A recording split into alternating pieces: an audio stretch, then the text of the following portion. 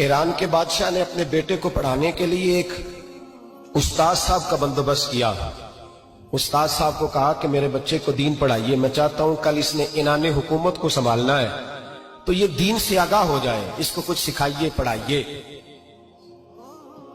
बहुत नेक बुजुर्ग बड़े दरवेश आलिम पढ़ाने लगे। असबाक मुकम्मल हो गए, दीन के असबाक कुरान मजीद पढ़ाया, अहादीस तय्यबा का दर्स दिया, उसूल फिक़ह से रूशनास कराया। जब बच्चे ने मुकम्मल तालीम हासिल कर ली और आमीन हो गई, दस्तार हो गई, फारिग हो गए, तो फिर एक दिन उस्ताद साहब ने कहा बेटे कल तुमने जरूर आना है, कुछ बात करनी है। शहजादा गया मिलने उस्ताद साहब से। उस्ताद साहब ने कुंडी लगा ली, हाथ में दुर्रा पकड़ लिया, मार मार के पूरे वजूद को जख्मी कर दिया। कोई गलती नहीं, कोई बात नहीं, मारा। अब बच्चा आया आके बादशाह सलामत से कहा कि अब्बा जी समझ नहीं आई, बड़ा मारा है उस्ताद ने। तो सियाने थे ना बादशाह, यहां तो कारी साहब रोज कटहरे में खड़े होते हैं, मौलवी साहब आपने मेरे बच्चे को क्यों मारा है? आप 8,000 के मौलवी है, मेरा कई करोड़ का बच्चा है, सवेरे बदल लेंगे, खबरदार आपने बच्चे को हाथ लगाया, अपनी हैसियत में रहे माज़अल्लाह। जो कौमें उस्तादों को कटहरों में खड़ा करती हैं वो तरक्की नहीं कर पाती, जो उस्तादों को कटहरों में रोज खड़ा करते हैं। कहा अब्बा जी बड़ा मारा है, तो वालिद बड़े समझदार थे, कहने लगे बेटा उस्ताद बाप होता है, वो ज्यादती नहीं करता, कोई बात होगी, मैं तेरे उस्ताद को कटहरे में नहीं बुलाऊंगा।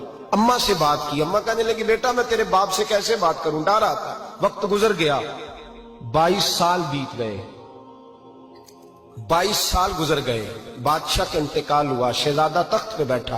पहला हुक्म ये दिया कि मेरे उस्ताद को बुलाओ, पहला हुक्म। उस्ताद जी बूढ़े हो गए थे, छड़ी के ऊपर टेक लगा के आए और भवें सफेद होके झुक गई थी।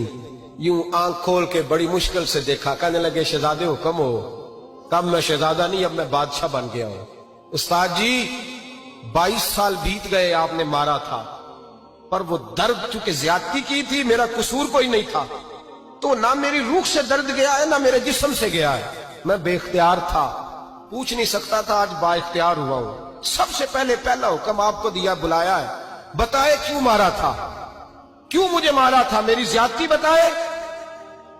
तो उस्ताद, बूढ़े उस्ताद की आंखें आंसुओं से भर गई, कहने लगे बेटे बस आज के दिन के लिए मारा था, ये जो दिन आ गया ना मेरी जिंदगी में, इसलिए मारा था, ये मैं चाहता था मेरी जिंदगी में वक्त है, आज के बस मेरी मुराद पूरी हो गई। कहा साहब किस लिए, मुझे भी समझाए।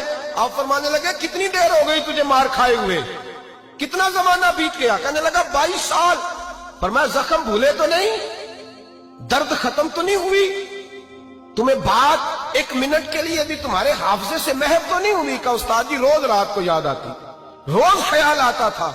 उस्ताद कहने लगे भाई तू बेख्तियार था, पूछ नहीं सका, 22 साल तुझे याद रहा, मुझे पता था तू एक दिन हुक्मरान बनेगा, मैंने तुझे इसलिए मारा था कि बेटे याद रखना, किसी पे जुल्म न करना। अगर तुझे 22 साल तक याद रहा है तो जिस पर तू जुल्म करेगा उसे भी कयामत तक याद रहेगा।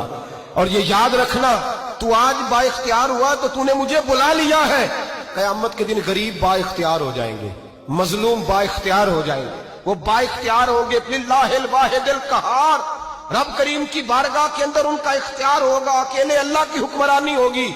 फिर वो बुलाएंगे बड़े बड़े कज कुला, दुनिया में जिनकी पगड़ियां ऊंची थी वो सर झुकाए खड़े होंगे, दुनिया में जो डिक्टेटर बनते थे उनकी पुश्तें लाल होंगी, उनको गद्दार लिखा जाएगा, कयामत तक नहीं भूलेगा।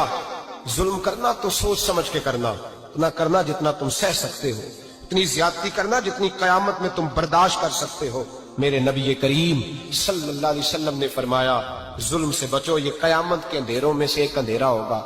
जिंदगी में ज्यादती न करें, अगर थोड़ी देर के लिए कोई चीज बर्दाश्त कर जाएंगे तो वो फायदा दे जाएगी, कुछ देर के लिए अगर सह जाएंगे तो नफा मिल जाएगा, सहने की कोशिश करें।